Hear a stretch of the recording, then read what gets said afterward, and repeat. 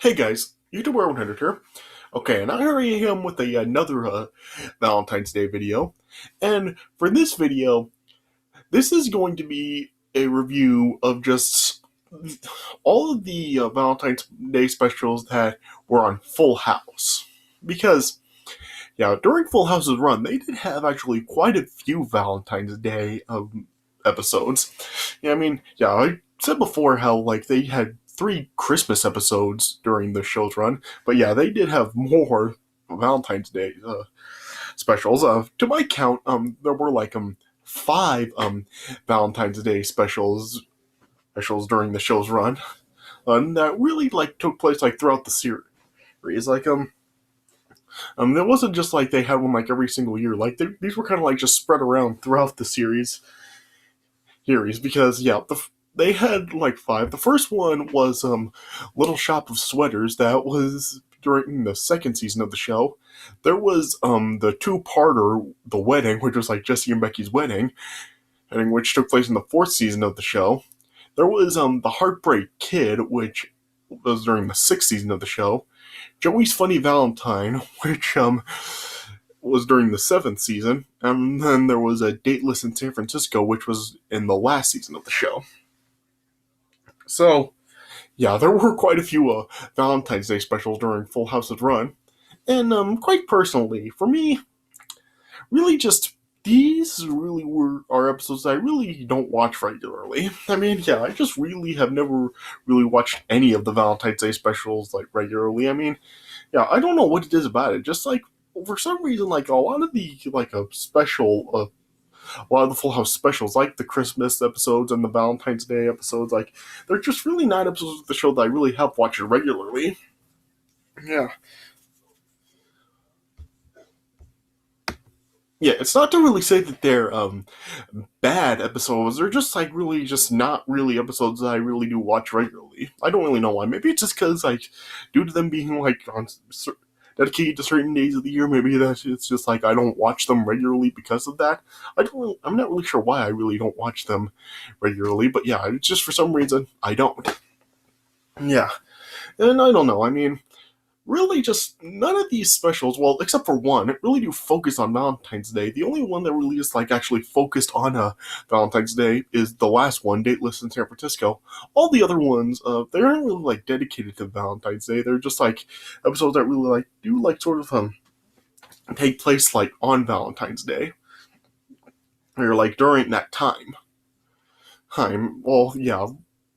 Well, as far as like the as Joey's Funny Valentine goes, I mean, they never really do acknowledge that it is actually like during Valentine's Day time, but yeah, I mean, it does have Valentine in the title, so I guess that's a honk or not to say that it is a Valentine's Day, or like during Valentine's Day at that time that that episode takes place.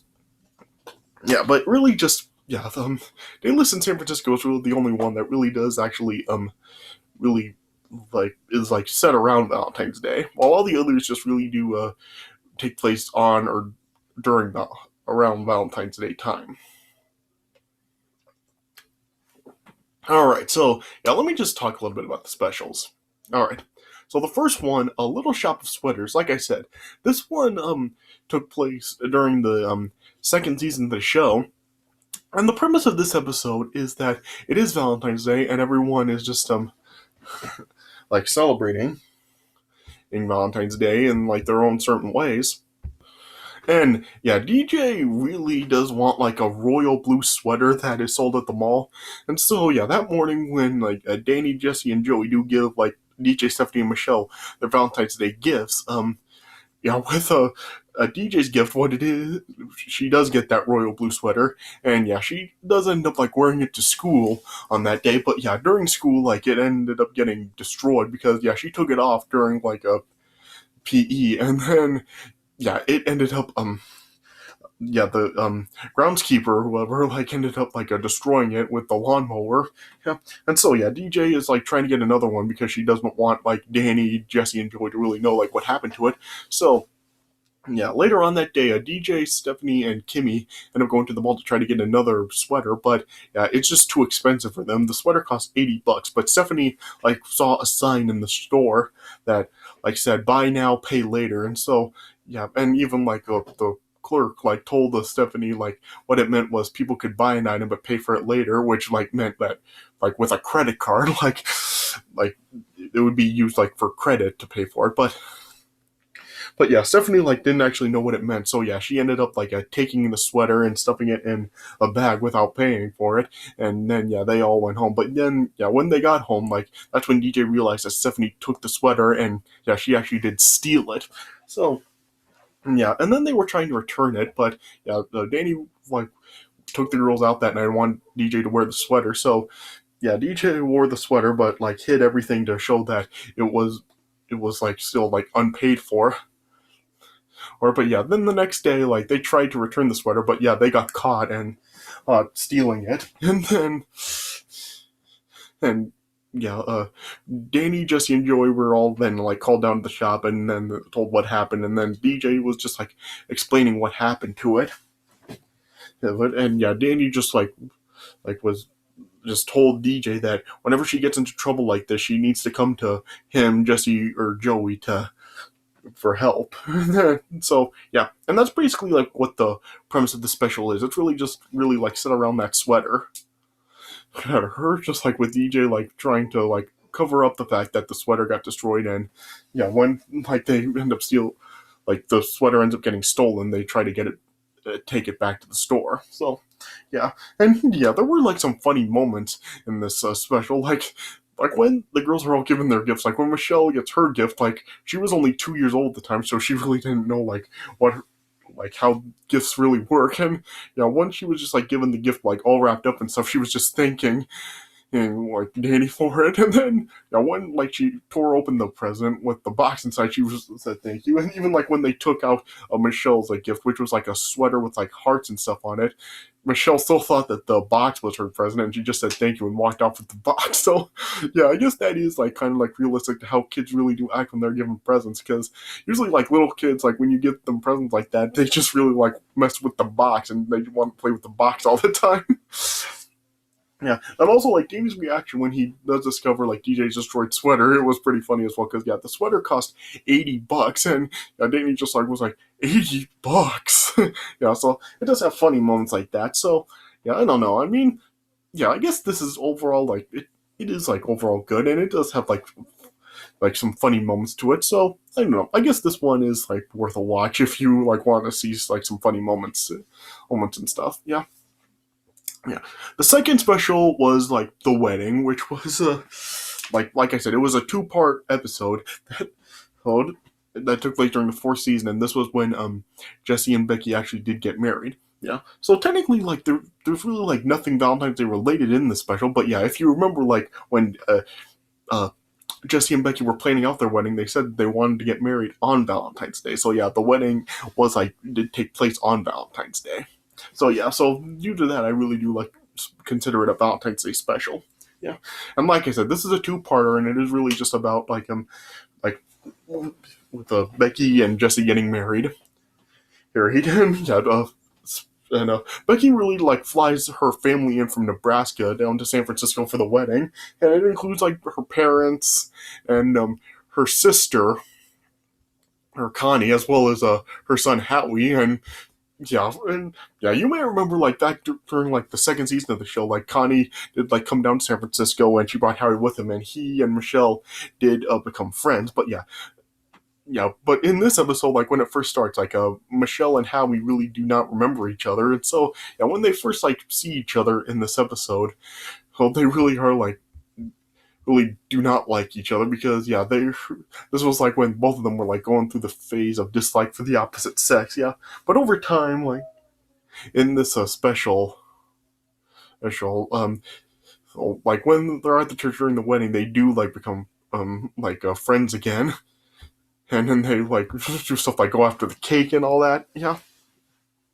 yeah, and it also shows that after an incident between Jesse and Becky's father, when they didn't know who each other were at the time, because yeah, Jesse was on his bike, like he was out on his motorcycle. Oh, and he ended up like cutting Becky's parents off. But yeah, when they like showed up at the house, like they did discover that like Jesse was the one on the bike, and Becky's dad was an old walnut who driving too slow, as Jesse referred to it.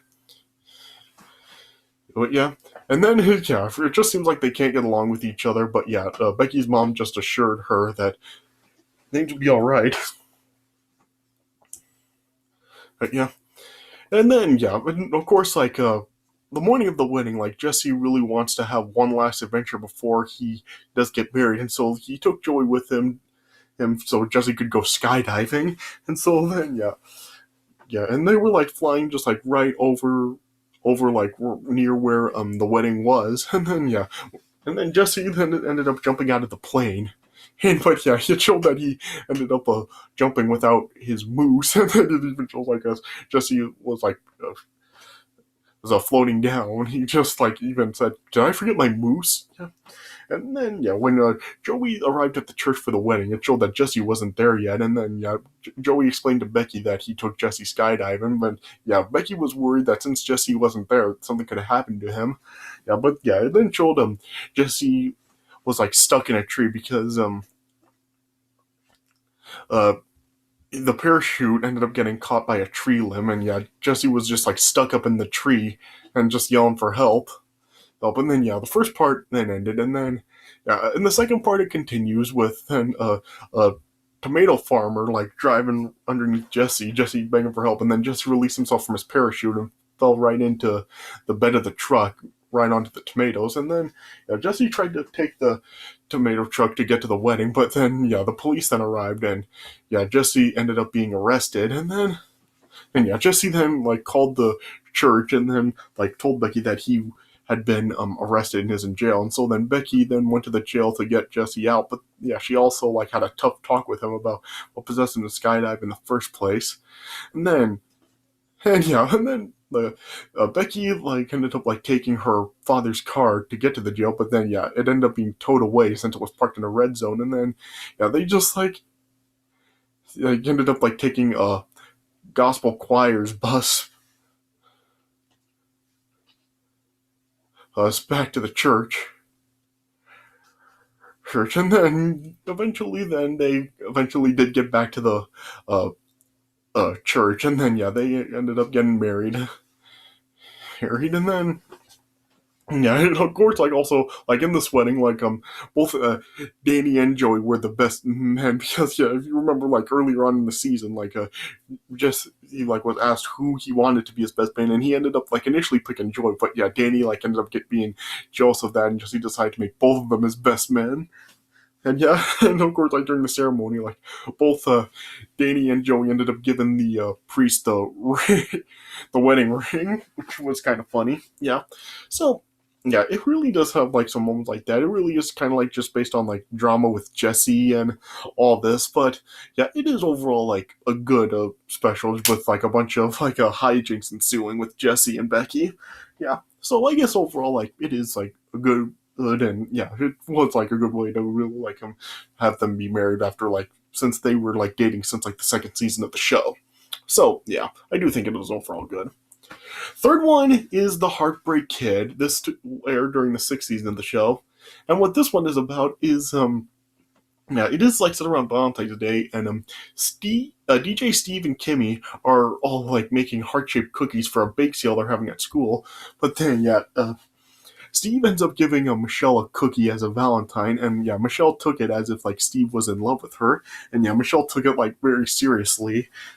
That Steve really did love her, and then yeah, she then like put on a wedding to marry Steve, but then yeah, of course, like what happened.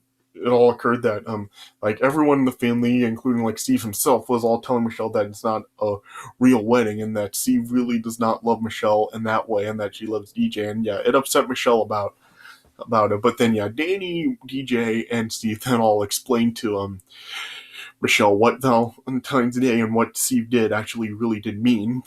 Heen. So yeah, so it is like relatively simple. It really is just like set around like Michelle really taking the Valentine Steve gave her seriously and trying to marry Steve and thinking that he really did love her in that way.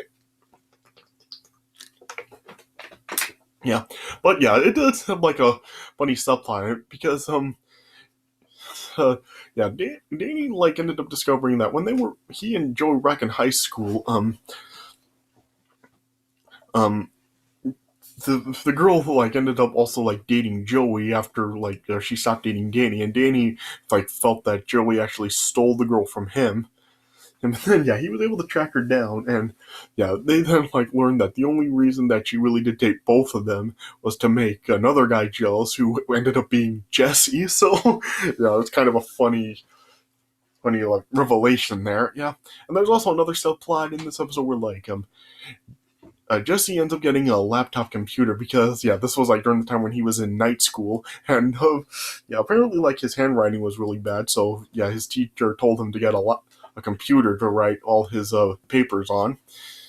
Yeah, and yeah, Jesse really doesn't really know how to use computers at all. And so then he went to Stephanie for help, especially after Nikki and Alex ended up deleting a report Jesse was working on. And yeah, and Stephanie was able to recover the report using the backup system on the computer. And yeah, it was really just like Stephanie just showing Jesse how to use computers.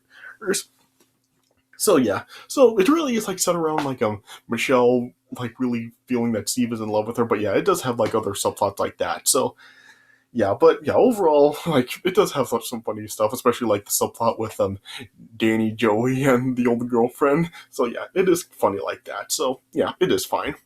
Fourth one, Joey's Funny Valentine. This was in the 7th season. What this is about is not Jesse, Joey is dating like a girl, Roxy Martin. And yeah, she's like a stand up comedian, but yeah, initially she's like nervous about meeting the family because yeah, when people are expecting her to be funny, she's usually not funny. And yeah, but then yeah, during like a stand up bit that she has at the Smash Club of like a Roxy's stand up segment is like just really just really she's just making fun of everybody in the family.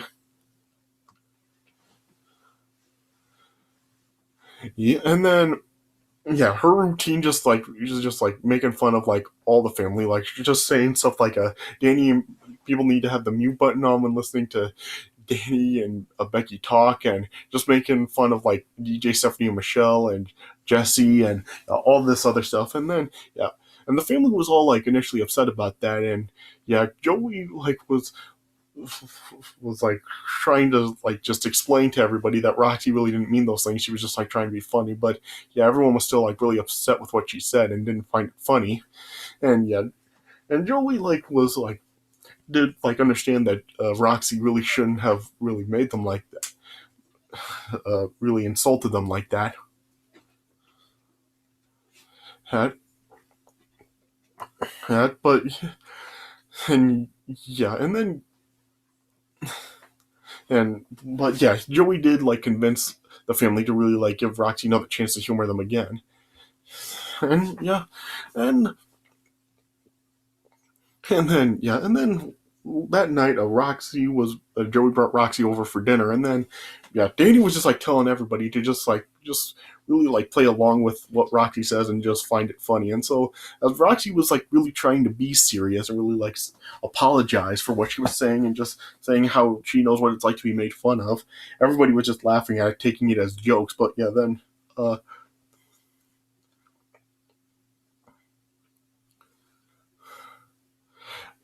and yeah, Roxy and Joey were then just like saying that they are being really serious about it.